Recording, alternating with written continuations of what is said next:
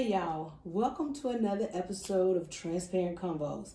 Let me tell y'all something. Today, my sister that's going to be on here, my guest, oh my God, her story is unique, but it's like, whew, it might come across a little heavy. So y'all get your tissues out. I'm telling you right now, get your tissues out because I'm telling you, her story will probably relate to some of you.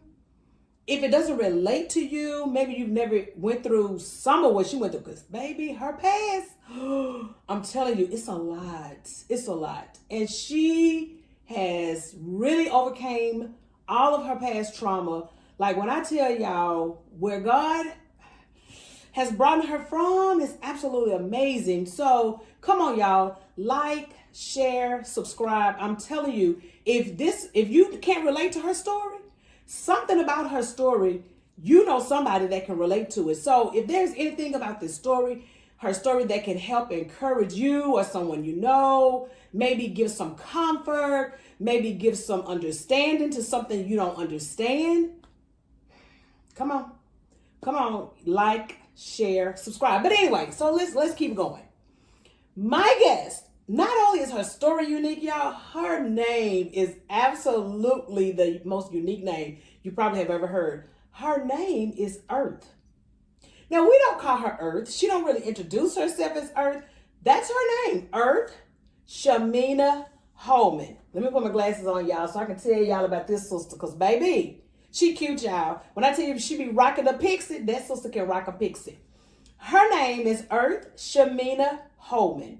She is a mother, a grandmother, a family nurse practitioner. Ooh, come on, girl, baby. She overcame.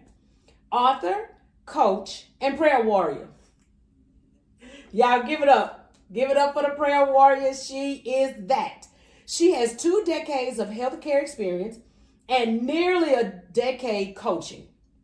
She combines clinical knowledge with real life experience to support women in ways that feels both grounded and empowering.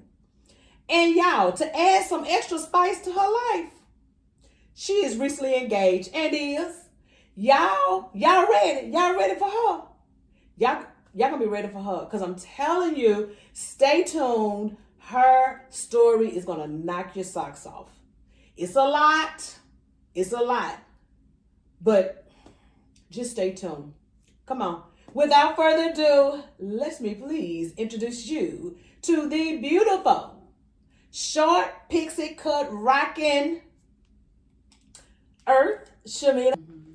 Okay, see what I told y'all? Look at her. Ain't she cute? It's the pixie. The pixie. Baby, this is Earth. Thank you. Hi. Tell the people, how do you say your next name? Earth Shamina. Shamina. While I was over here talking about Shamina, it's Shamina. Y'all say that lady name right, okay? Okay, so Shamina. Yes. I'm calling her Mina, y'all, okay? Come on, just roll with me. You family, that's what family does. First of all, I didn't even tell y'all how we met. So we met, was it 2 years ago? 2 years ago, yes. About 2 years ago, I'm not any longer, but we were a part of Daniel's Den, which is a mentoring group, right? And Mina, you're from? I'm from New York. She's from New York. Y'all got to keep all this up in mind when we get to talking, okay? Yes. So, Mina, we're going to do a little icebreaker. Okay. This is called She's a Keeper. Okay. You're going to pick one that you're going to keep. Okay. So y'all can kind of know, like, her little vibe. Like, what's she about? That part. Lipstick, eyeliner, earrings. She's a keeper. Earrings, you gotta have earrings. Earrings, yes. Her gotta have earrings, y'all. Yes. Earrings. You ready for this one? Private chef for 6 months. Free groceries for 1 year. 1 year complimentary meal every week to your favorite restaurant. I'm going with the groceries. Yeah. You a cook? I cook, yes. I love to cook. Okay, well, see, there you go. That makes sense. Okay, this is the last one. Create your own work schedule and create your own work schedule. Okay. Or 2 weeks paid vacation, $2,000 quarterly bonuses. I'm gonna create my own schedule. Oh, she don't need no extra money, baby. She want her own schedule. What's your schedule now, Nina? I work 3 days a week, 3 12s. Yeah. What would you like to work? I would like to not work. Oh, so that's the schedule. Her not working, y'all. Got I'm it. gonna spread it out so I can have time off anyway. That's what I'm gonna do. Right. Yeah, ain't none of us want to work, right? I get it. Okay, you ready, Mina? I am ready. Ooh, y'all ready? Is y'all ready? Y'all ain't ready. But get ready. I already told people, baby, come on, get your tissue. Because you might have some. I mean, it might not be, because it's your story. You've lived it. But speaking of, I don't want to mess up my little props. This is Mina's book. Okay? I need y'all to get this. Because, of course, we can't talk about everything. And it's a lot in her story. Because y'all probably going to have some questions. Well, why she didn't ask this? And I want to know this. Okay, for all the people that want to know all the whole story. It's in there. And then I'm going to also put it in the description part. Okay. All her information, her bio, how to get this, all that. You better get it too. And y'all stop playing. Okay, let's go. Mina, how many children do you have, their ages and their gender? I have 4 biological children. So okay. I have 2 sons, aged 25 and 23. Now don't ask her, did she have her children when she was 2? Because she looked absolutely young, right? I get it. Because if her oldest is 25, yes, then that means she looked like she 30. So she had them at 5. Keep going, girl. Yes. Be nice. So yeah, 25 and 23, and okay. then my daughters are 18 and 15. 18 and 15. Yes. Okay, you almost an empty nester. Children, like I have. So you have some bonus kids. I have bonus children, yeah. So from we'll talk about that previous marriage. I have my 2 stepdaughters who I've helped raise since they were little, 3 and 4. And then, see, y'all don't know her story. That's why I'm looking like, oh. Yes. They're still in the picture. Still in the picture in my life. I'm still in their life, and then I have a bonus son now, who is 16. So yeah. Y'all don't understand why I'm looking like that, because it's like, oh, okay, girl, maybe got it. She got it. Clearly, she got it, because I'm looking like, oh, wow. Okay. Tell people, Mina, how old were you when you had your first child? I was 15 when I had my son. I was 14 when I got pregnant, but I was 15 when I had him. 15. So for all y'all who didn't had your little babies at a younger age, this is a witness, y'all. Yeah. She's very successful. We don't hang our head. Come on, Mina. Okay, so listen. How did your family respond when, first of all, who you went and told when you was 14 that you was pregnant, girl? Like, what? So that is part of my story, right? That I was 14. I really didn't have that like guidance in the home. Yeah. With, like what to do. So I found out by chance, I guess, right? It wasn't planned, obviously. But I was in Planned Parenthood. I was like, I'm doing these grown people things. Let me go to the grown people clinic and get checked. At 14, she knew to go to Planned Parenthood. Okay, go ahead, girl. Get checked out, nothing was going on, but I was like, I guess that's what I'm supposed to do, right? So I went and then found out that I was pregnant. They called me, actually. They called me back and was like, hey, we didn't tell you, but your test came back that we saw something. And I had to go back, and it was that I was pregnant. So, okay, Mina, hold on. At 14, you can go to Planned Parenthood without a parent? I mean, like some type of adult supervision? Mm-hmm. Yeah. So at that time, and they call you? Yeah, and they call you. Well, hold on, ma'am, because when you was 14, we had cell phones and stuff? Cell phones? No. They called your house? Yeah, they called my house. Girl, they didn't call your house. Yeah. And I can speak to you. Uh-huh. Did you so happily answer the phone? I'm trying to think.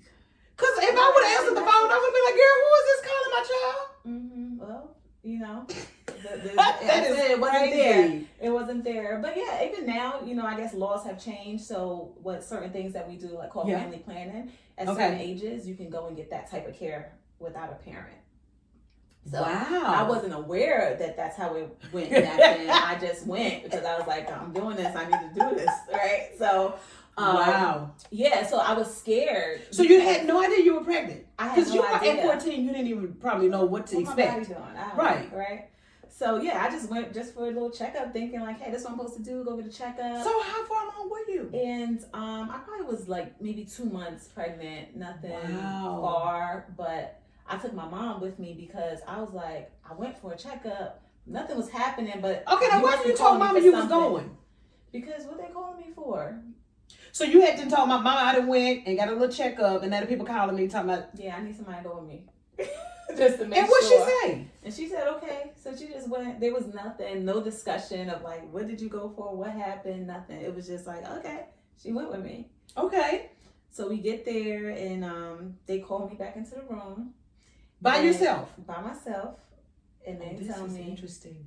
Oh, well, we saw some. First, she said we saw something on your test, and I'm like, what does that mean, right? Right. Yeah. 14, Lord. So then she's like, well, we should tell you you're pregnant, and I was like, oh, like, okay, but not okay, right? And she's like, do you want to tell anybody? Do you have anybody here with you? And I was like, sure, but I also didn't have that mindset like I'm gonna be scared of this because it was just like, I'm out here, right? I don't know. So wow. I was like, my mom is here. Like, we could tell her, you know. And just like that. Yeah. So. And so they brought her in the room. They brought her in the room. And they told her. And yeah, and they told her, and then. And you sitting there looking like what? You just not bothered.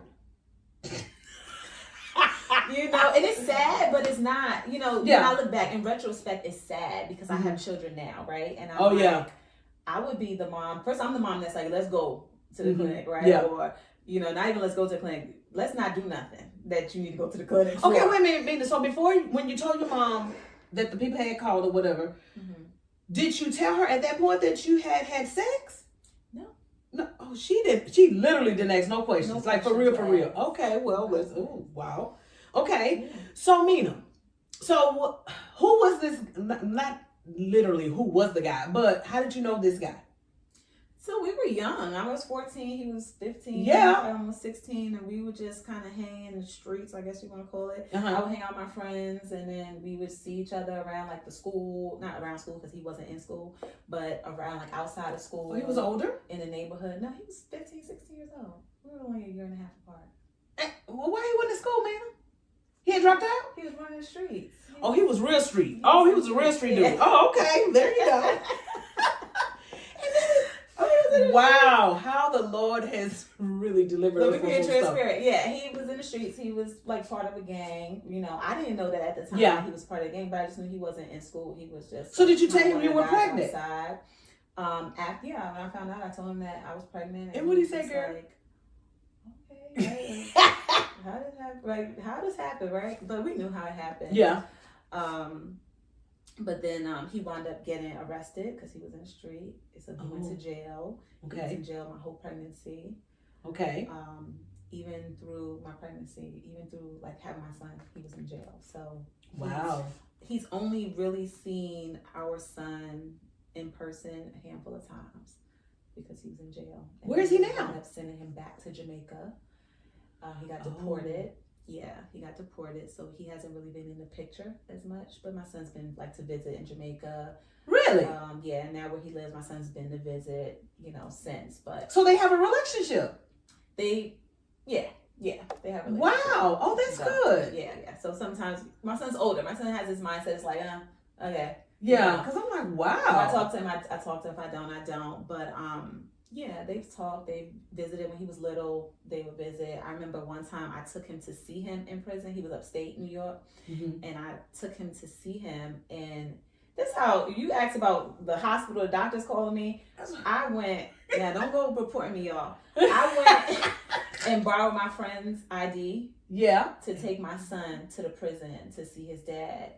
And how old were you then, Mina? Like I was 15. He was a baby.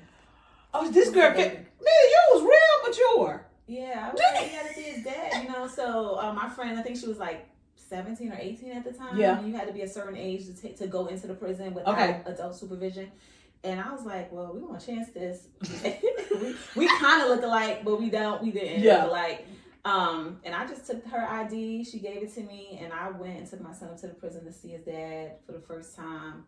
I remember one of my cousins, I wrote about her in the book. She was like the first person that like poured into me. Not really poured in. She made a statement that stuck to me. Yeah. But I had a fake ID one time. Got a fake ID made. And she went on the bus with me to go take my son to see his dad. So girl, we have to always have an alibi, child. Whatever it is, what it is. Yeah, I'm really funny, but yeah. So yeah, he was in the streets and he got deported, and after he got out of prison, okay, they deported him. So he wasn't just in jail; they jailed in prison and back to Jamaica.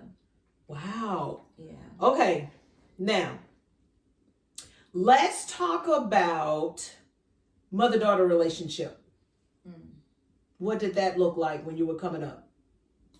So, my mom was physically present in the house. You know, I was always the one that was like, I'm going to my grandmother's house. So, when I was a baby, I know that my parents lived with my grandmother, right? Okay. And like all of my baby pictures are with my grandmother. I have no pictures with my mom. This is maternal, paternal? Paternal grandmother. And where was your maternal grandmother? She was an alcoholic. So her and your mom didn't really have a relationship. Right. So they had they had a relationship because I would see her. She would come over, really, stay with us for a couple of days here and there. Okay. But then she would be back out in the streets.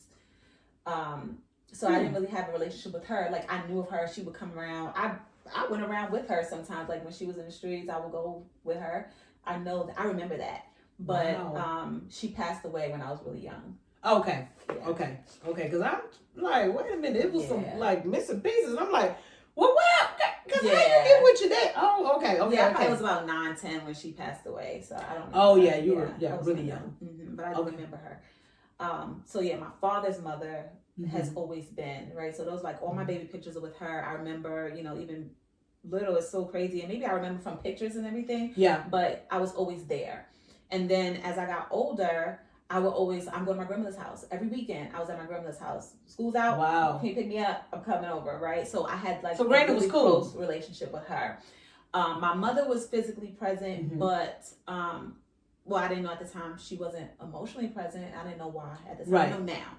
But, I don't have that, the mom that was like, oh, I'm going to teach you this. I'm going to teach you that. It was just there, So I fed you. That's the relationship. I fed you, So how many siblings is it? Is you and who?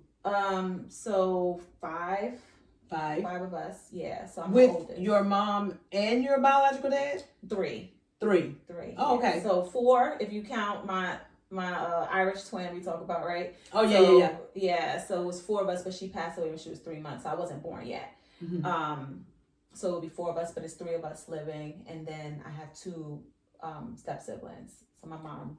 With your stepdad? Yes. Your mom, your stepdad. Okay, got it. Now, is anybody here in Houston? No. Everybody is in New York? New York and Pennsylvania. Okay, come on. So we gonna be probably all over the place. So just roll with it. It's all over the place. How did you get to Houston, honey, from New York? So I lived in Pennsylvania before I came to Houston. So what were you doing in Pennsylvania, Mingna? I needed to get away from family. I know why she was in Pennsylvania, but I'm just saying. Yeah.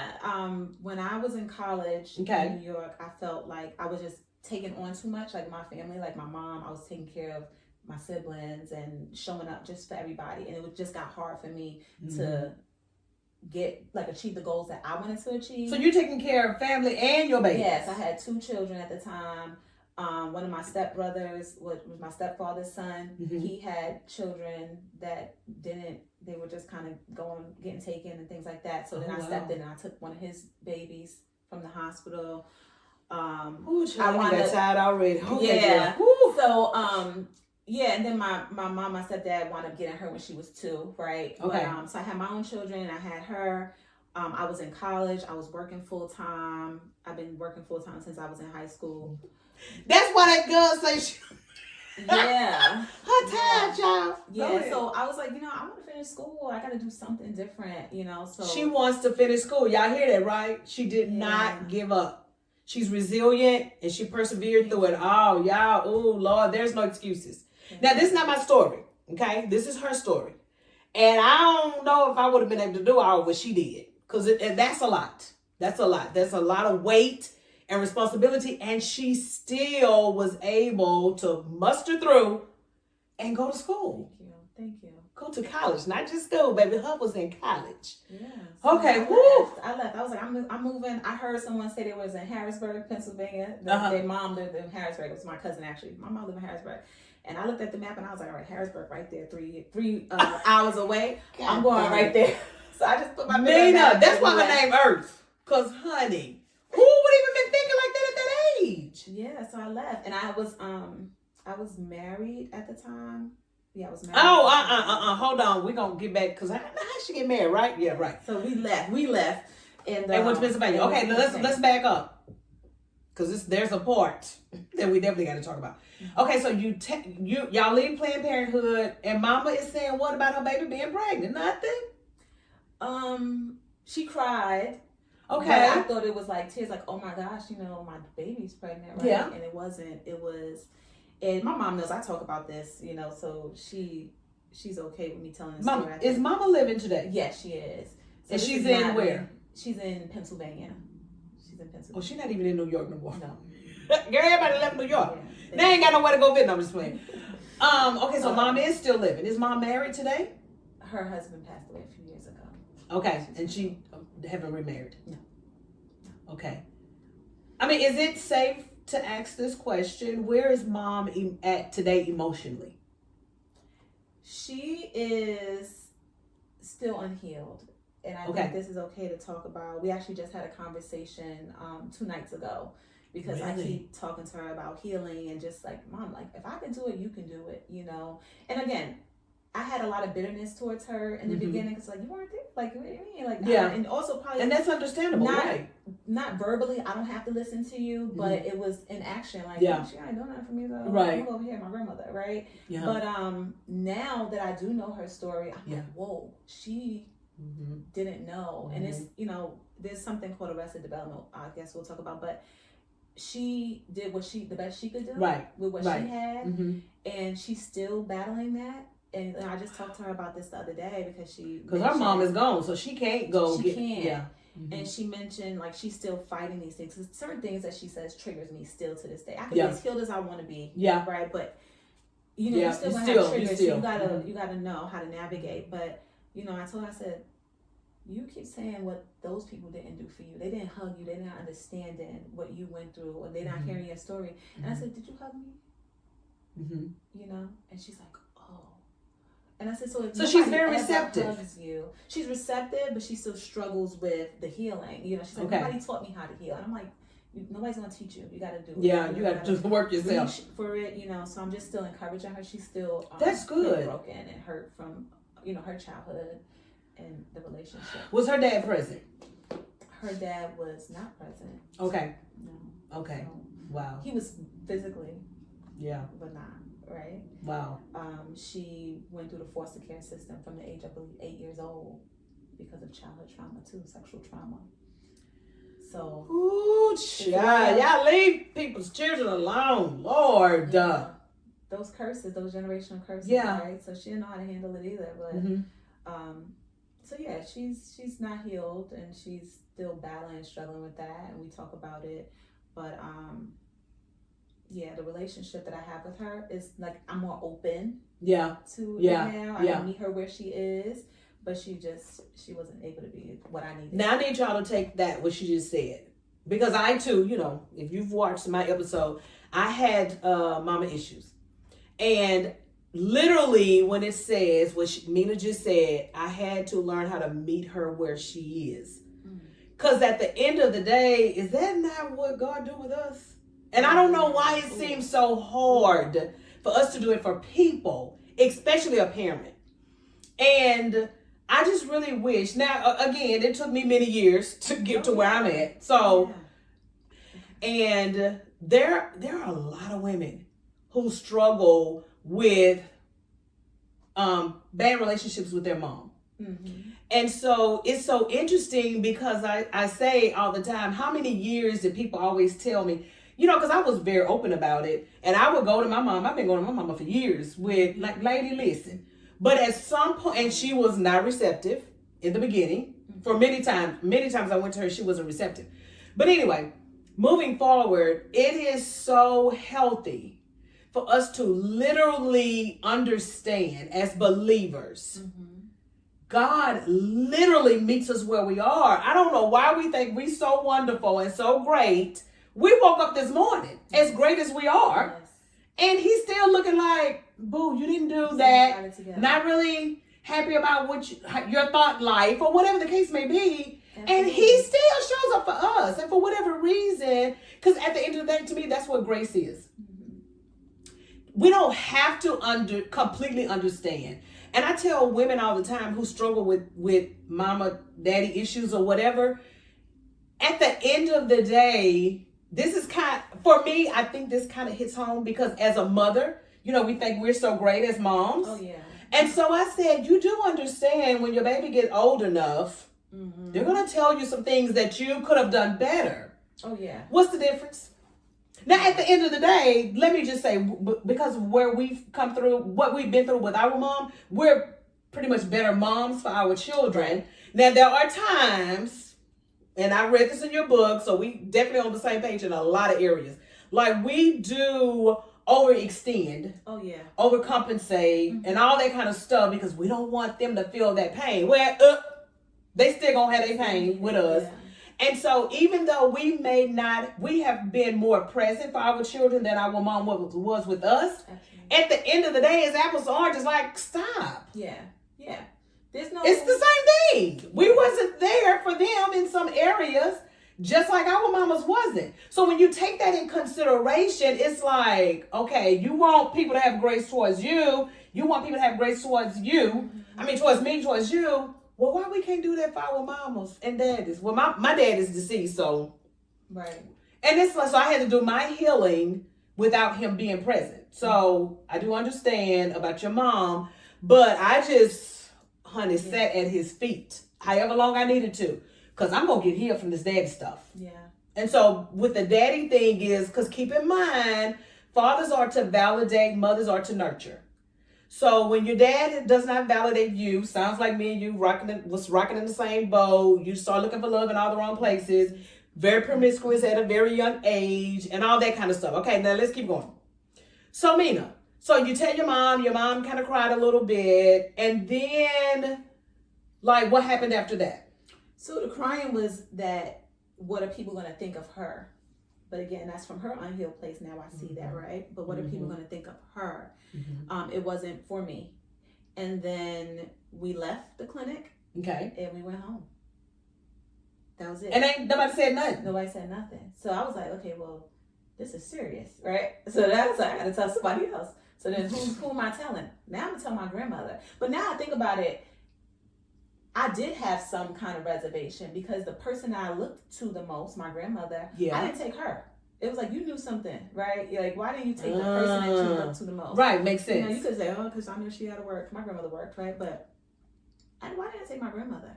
But that's because I knew something was wrong, right? That I was doing something wrong. Oh, got it. So I told my mom nothing happened. She didn't talk about it. She didn't talk about the pregnancy the whole time. There was What did your siblings say?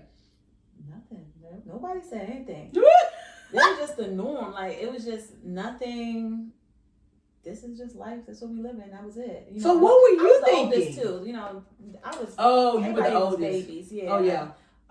So I was just like, this is serious. This is nothing's wrong, but something's wrong, right? Yeah. So I was like, I gotta tell my grandmother. Okay. So now I went and told my grandmother, and she was upset, of course, Okay. But then she came around, not upset like she didn't talk to me, but she was like, What do you mean? What are you doing? Well, I knew something, but then she spoke to me and I knew she had my father when she was 14 too, Wow. So she spoke about that. And of course she's upset because she doesn't want us to go through what she's been through. Yeah. So I talked to her. And then I lived with my mom for most of my pregnancy. Okay. Went to all my doctor's appointments by myself. Again, my son's dad was in prison. Your mama didn't go to the doctor with you? No, I went to every appointment by myself. Do you know today, Mina, why she didn't go to the doctor with you at 14? No, it was never even anything spoken.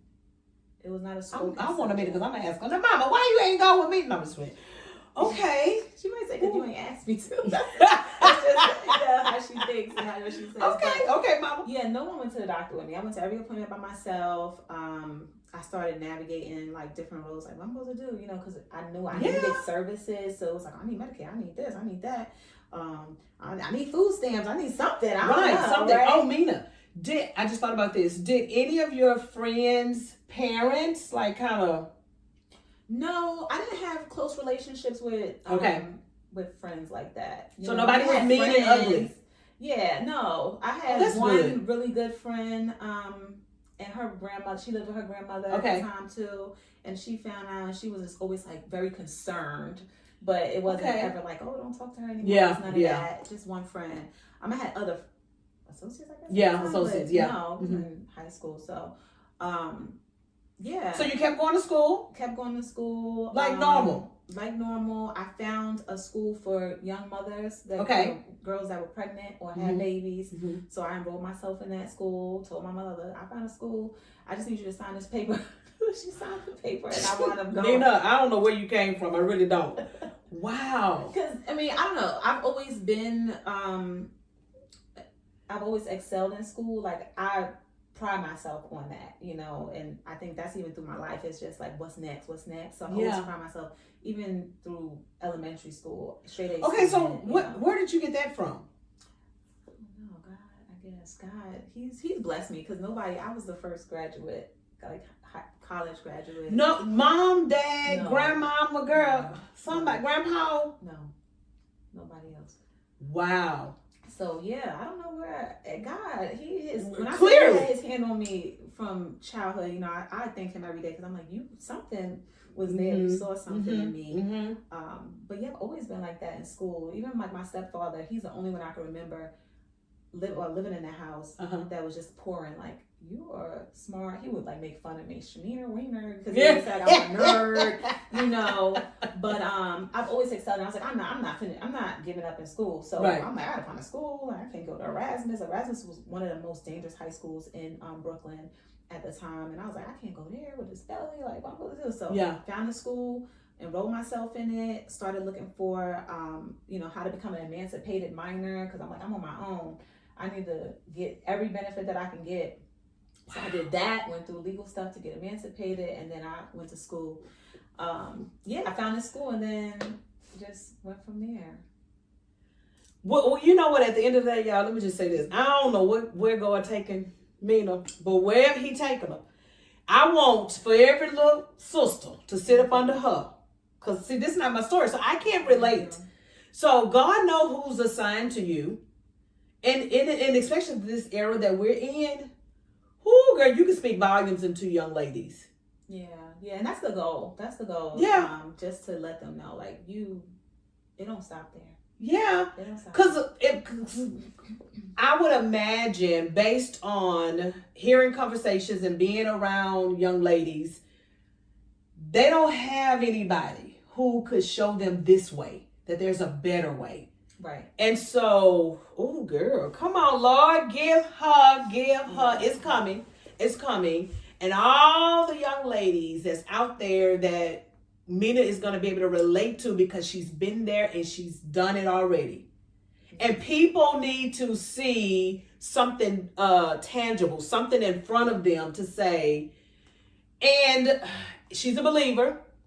She knows not only is she a believer, what I do know about Mina is that she's not judgmental. Because when young ladies with a bunch of stuff going on, we can't judge, y'all. We can't. Because they got to be able to hear from somebody. They have to be able to hear from somebody that they can trust. Right. And if we don't approach them from a place of judgment, she know God and she don't judge, girl, that's enough right there by itself. Okay, so Mina, so now you have the baby. And where are you at when you have the baby? Where did you go home to? So I moved in with my grandmother maybe towards the end of the pregnancy. Okay. Because the school that I found was on her side of town. Okay. And we wound up just staying with my grandmother from that time on out. So, for about how long? Until I moved out. So let's say maybe until he was about a year old. And then, of course, you start feeling like you could do this and do that. So I was like, my grandmother wasn't having any of that.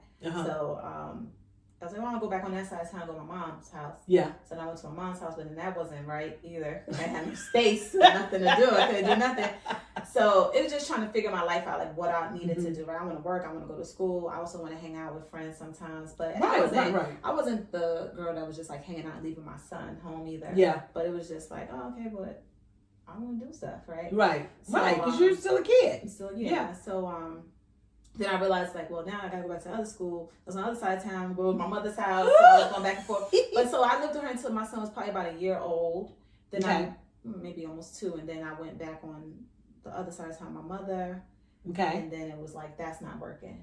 So then I found myself like trying to go through shelter systems to see if I can get a place. Wow. That didn't work. I was blocked at every hand. When I say that, like, you could stay here, you could stay there, I would never get accepted. I mean, they would like put me in the shelters. Okay. And me and my sons would be in there, and I was like, Sons with the S? Yeah. So at that time. We got. Yeah. Oh, okay, girl. But what happened? So we have son number 2. Yeah. So I had. How old are you with son at number 2? 17. Okay. So 15. Son number 1, 15. Dad was in and out of prison. Son number 2, 17. Well, in prison, he ain't never done. But yeah. And where's dad number 2? So we were together. He was out. He was working and stuff. He was maybe 2-3 years older than me at the time. Okay. So 2 years older than me. So I had my second son at 17. Okay. And yeah. Now, where did you meet him at? Y'all went to school together? We met at work. We were at work. Oh, okay. I was working since I was 15. So we yeah, so then I had my son, and it was like going back and forth through shelters and trying to figure out, I'm in high school and going through a shelter system and working. And they would place us in places for a couple of days at a time. And then they said, hey, you got to go back to the main building, this big thing. So it was just a lot. Unclean conditions, all of that. And I was like, I'm not doing this. I can't do this. So I would go. Okay, now where was dad number 2? Because you said he was older than you. Did he have his own place at that time? No, he was living with his mom. Oh. Yeah, I was living with my mom. Okay. So then I was like, all right, well, this is what we gonna do. That's what I'm gonna do. I was in 12th grade, and I decided I was gonna get my own apartment. I was like, I'm gonna get my own apartment. I'm gonna work this job. In 12th grade with 2 babies, Lord, and still going to school, Mina? And going to school. So I worked full time at a grocery store. Oh, Jesus. And I got my own apartment. It was a 1-bedroom apartment. She got to be encouraging somebody. Oh, Lord Jesus. Yep. And wow.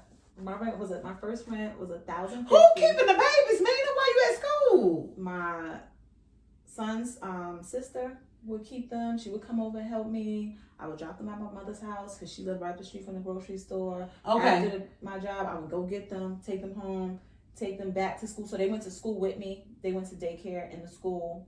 Oh, wow. So yeah, I found a school that had for moms. And then the other school. Why this lady wouldn't let nothing stop her? Whoa. Yeah. So I would take them to school with me, go home, they go to this person, or they would come to my house, babysit. I would go to work, and I had to pay $1,050 rent at 17. Yeah, that was my first apartment. That was a long time ago. Right. Yeah, that was a long time ago. $1,050 in Brooklyn for 1 bedroom. Minnie, you was making that much money? I had to. I had to figure it out. So I was working at that grocery store, going to school, working. Lord, retire this lady, because I'm tired for her. Ooh, Jesus. Oh, my God. Okay, so now we graduate. So, yeah, I graduated. On time? Yeah, a couple months. Yeah, I wouldn't say a couple months late, but yeah, graduated on time. That wasn't Wowzer. I finished it. So, yeah, I graduated. God dog it. Yeah. And you went to prom? I did not. We didn't have a prom at that school. Oh, yeah, okay. It was alternative school, so we didn't have a prom. Okay. We didn't have a trip, we didn't have nothing, so, you know. Oh, yeah. I need a trip or a prom. Somebody go. Right, we're going to have a prom party.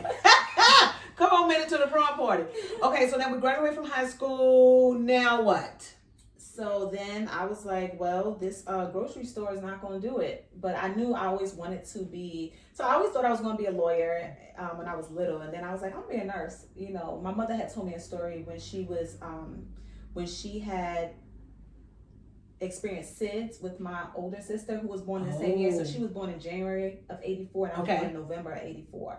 So she had told me this story about, when they had went to the hospital and she was pronounced dead, that nobody came out, like no doctor, no nurse came out and spoke to her. Just a nurse, a nurse came out and spoke to her, but it was just a nurse that came out and was just like, yes, this is what happened. Like, do you need anything? Right? Wow. And she encouraged her along that way. And I was like, well, nobody else did nothing. Yeah. And I was like, I'm gonna be a nurse because what happens? These are Black women, Black babies. Yeah. And I was like, I want to be on the other side of that. Like, I want to help with that. So I was like, I'm gonna be a nurse. Wow. So I went to MA school. I didn't go to nursing school right away because nursing school is gonna take some time. I need money for my baby. So I went to medical assistant school and just kept on going with that.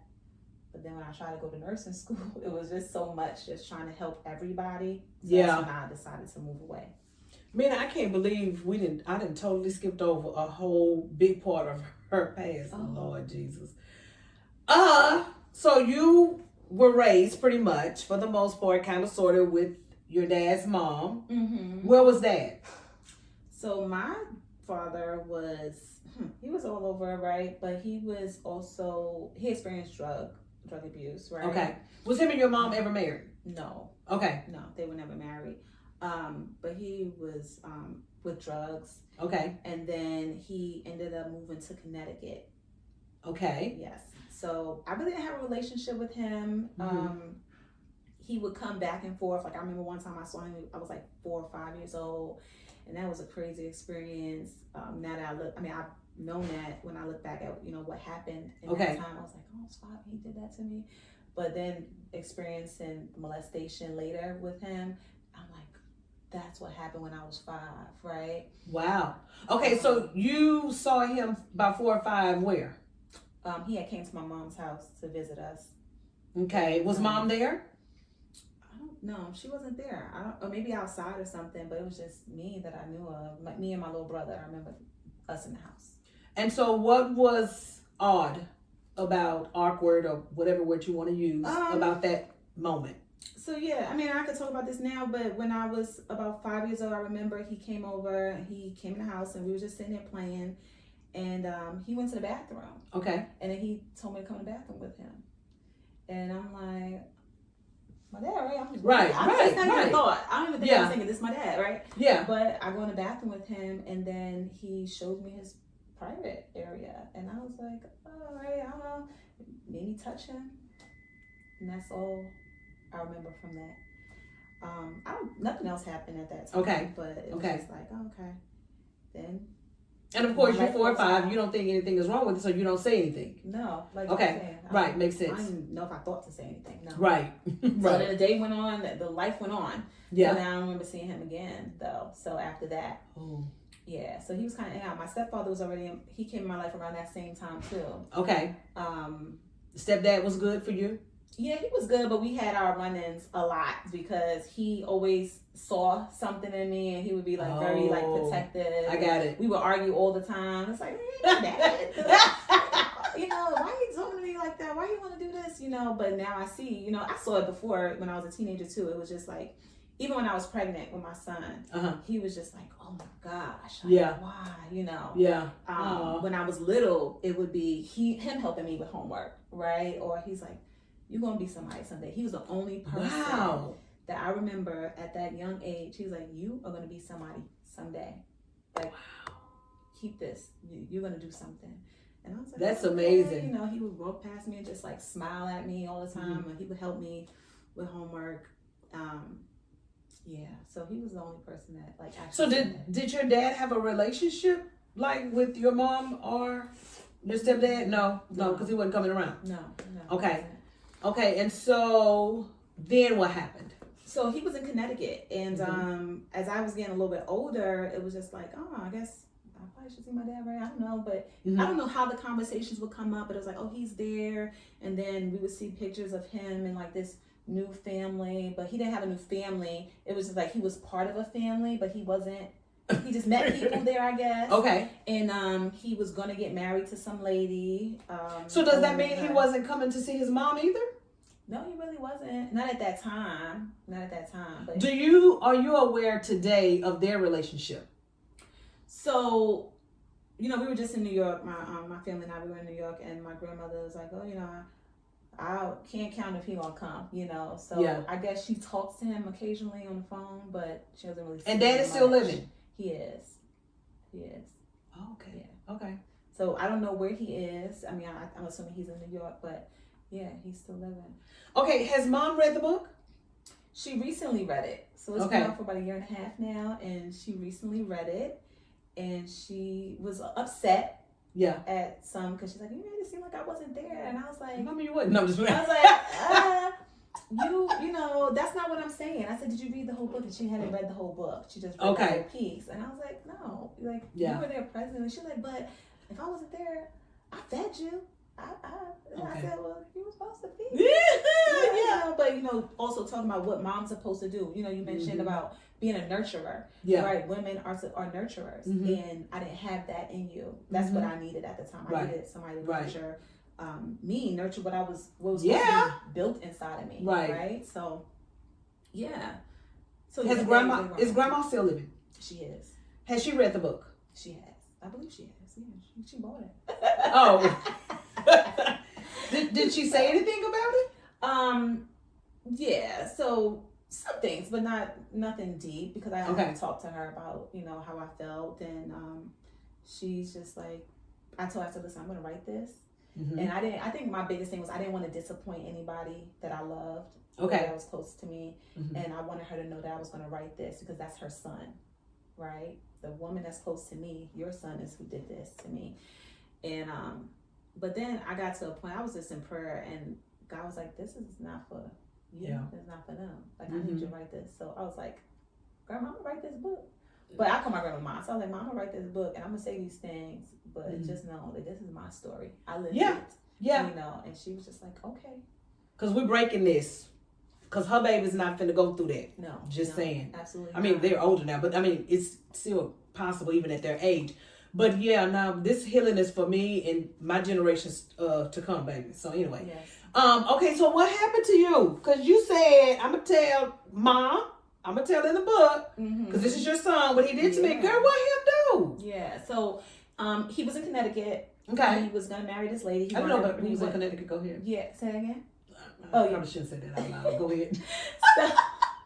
I heard it, actually. It's just process. But yeah, it'll be out there. But, so yeah, he was going to marry. So my siblings and I started to visit Connecticut. So wait a minute. So let me, because I probably didn't forget. I think you already told me. So this is your dad, just your dad by yourself? It's three of us. Oh, it's three of y'all, and then two have the, right. You did say that. So the three of us started to visit. He would send pictures of his family that he's with. This woman he's going to marry. So it was like, oh, he wants us to start coming to visit. I guess that's how it came up. So so it's you, and what's the genders of the other two? I have a sister and a brother. With him? Yes. Okay, got it. Go ahead. So then we would visit, and then the visit was like, oh, like that was fun, Connecticut, right? So then it was like, okay. So then we would come back. So it was like for a couple weeks, maybe in the summertime, and then we would come back, and then it was like conversations like, oh, does she want to come out here and live with me, right? And I was the only one that was just like, because my sister has MR, mental retardation, right? So she's very delayed, and then my brother's younger, so it was like, does she want to come out here and live with me? And I was the only one who was like, well, that's different, right? Because this is Brooklyn. We don't got that grass and riding around on bicycles. We don't got all that stuff that they got out there. So it was like very appealing, right? So his living conditions were cool. He not on drugs anymore? He wasn't at the time. I don't know what he's doing now, right? But at that time, he wasn't on drugs. At that time, no. Living decent. Had a job. And how old were you? I was about 10. Okay. Yeah, when I went to go live with him. And it was just like, okay, like, this is nice. Right? And Mama said, yeah. Yeah, take her. What did stepdad say? Because you was his little angel. He didn't want to go. And I remember my grandmother and my dad's mother and my stepfather, I don't think they liked each other. Or she don't like him. But, because, it was just like, this is not your daughter, right? But, I could see that. But he didn't want me to go. It was like, she's supposed to be here, right? She's doing so good, But then I was like, fine, like, I'm going to go then. I'll go. So I went, and it was like nice, met friends, had a whole different life, right? Wow. Able to do things. And then it was little things that started like, so I would say molestation. So he started to like touch me. He would call me in the bathroom. Because it's just y'all two? It's just us. Yeah. Ooh, okay. Yeah. Yeah, so he would start to like touch me. He would do little things, and he would like try and tell me, like, show me things about my body. But nobody had ever did that before. Now I think, my children, I was teaching them about their body from little, right? Yeah. So you didn't even think something was odd about it? No, it was just like, I don't even, I say I didn't even think at that age to think that. Yeah. Because it's like, I guess I'm supposed to learn about my body. I don't know. Right? So, show me my body, but he's touching me, and then it started going into more than that. So then it was like sleeping in his bed with him, and then now you're touching me in the bed, and then I say in the book that there was no penetration, but there was other things, right? So I would say oral acts, so, like oral sex, things like that. He would rub his genitals on me, around by my private area. He would do things like that. It's crazy because people are like, you saying that? And I'm like, listen, I'm healed. I could talk about it now. I'm not ashamed of it. And it's hopefully to break somebody else free. Right. Because so many people, they still can't talk about it. They can't talk about what they went through. And I think for me to even put words to it now, it allows other people to say, I can put words to it. Right. I even prayed about it coming here. I was like, even leading up to this, I was like, okay, let's safe God for me to say. Yeah. But it's like, you say what happened. You say what happened. You say what happened. And so let me put a pin there, because the Holy Spirit definitely gave me a word. It's been quite a few years ago about what Mina is pretty much talking about now. When I tell you the enemy is the only person that wants to silence us. God is it. First of all, it's not even our story. It's God's story. It is. And this is the way I process things to make it make sense. It's God's story, and we're the actors in his story. Yes. And so because we're the actors in his story, he give us a mouth to speak. The devil don't want us to talk. Y'all gotta know, isolation, being silent, that's the work of the enemy. Because if we stay silent, who are we gonna help? Yes. Who can get healed? And keep in mind, what my whole goal about this whole space, and it's just who I am, it's what's in me, it's deep in me to be transparent. Because it's through our transparency that people will be healed, restored, and delivered. Yes. How are people going to be healed, restored, and delivered if we don't tell? Because people think, for a matter of fact, I just told you, I was in you need to hear this. This is still moving, y'all. She ain't stopped. Yeah, I was like, okay, I'm in my master's program. This is highly stressful. More stuff is happening at the time that's coming to light. We have renewed our vows. For like our 10-year anniversary. Not trying to we was trying to like fix everything, right? Okay. We're gonna fix this, but I was still